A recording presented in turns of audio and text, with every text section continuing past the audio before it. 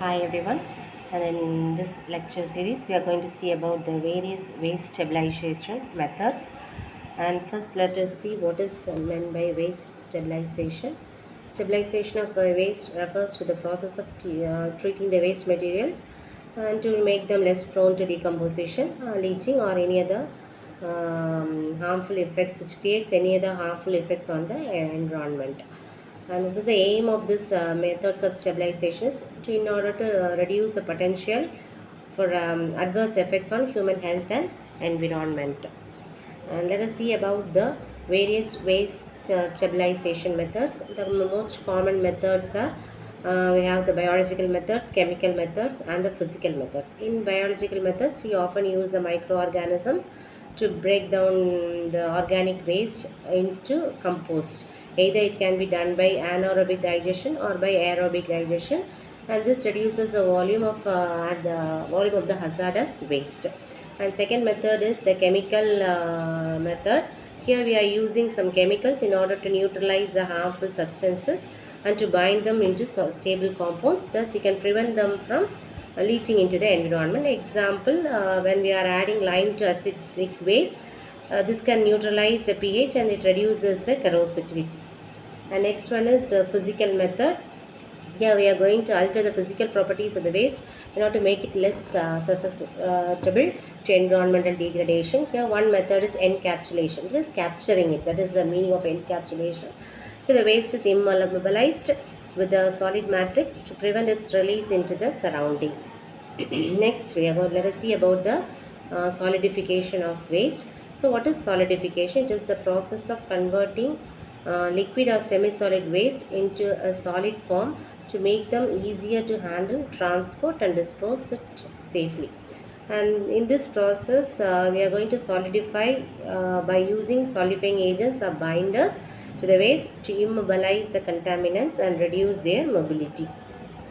Next is the process of stabilization. And how does this take place? So first we have to mix the waste material with a solidifying agent in a controlled manner, and then the solidifying agents used may be can use cement, lime, fly ash, polymers, or any other chemical additives, and the resulting solidified waste is often encapsulated or it is captured within a durable matrix such as a concrete block or solidified slabs to prevent the release of the contaminants into the environment. And now what are the benefits of solidification? It reduces the leachability, it enhances handling and transport, and also compliance with the regulations. What do you mean by compliance by regulations? We'll be often using this term. So here the industries and waste generators comply with regulatory requirements for the safe management and disposal of hazardous waste, and this is the meaning of the word compliance with regulations, because we have certain restrictions how to dispose the hazardous waste or the any toxic waste. So in accordance with that regulations, this method is one of a beneficial method. And here next topic is the micro encapsulation. That is, micro means smaller.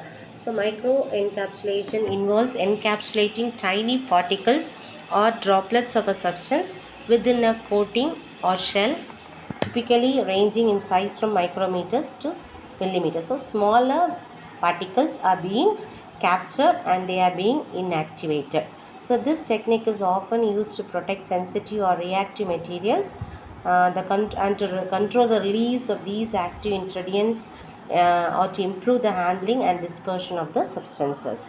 And what is this process is, we are going to achieve it by including various methods like spray drying, concentration, fluidized bed coating, and emulsion techniques. These methods involve forming a protective coating around the individual particles or droplets of a core material, creating micro capsules with distinct properties. So here we are converting the smaller size particles into a capsule size, and so that it can be easily what you can say, it can be controlled or it can be prevented from leaching into the environment.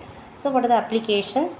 It is used in pharmaceuticals, example controlled release of drugs, and the second one in food and beverages, example flavor and nutrient encapsulation, and third one is in cosmetics, for encapsulation of fragrance oils and also in agricultural chemicals. The example in the controlled release of pesticides. And next one is we are going to see about the macro encapsulation. Macro means we all know that it is larger quantities. So this involves the encapsulating larger quantities of material within a durable matrix or container to prevent their release into the environment and minimize the potential hazards. This technique is commonly used for hazardous waste, contaminated solids, and industrial byproducts to immobilize contaminants and facilitates safe handling and disposal. So here in the what is the process of micro encapsulation?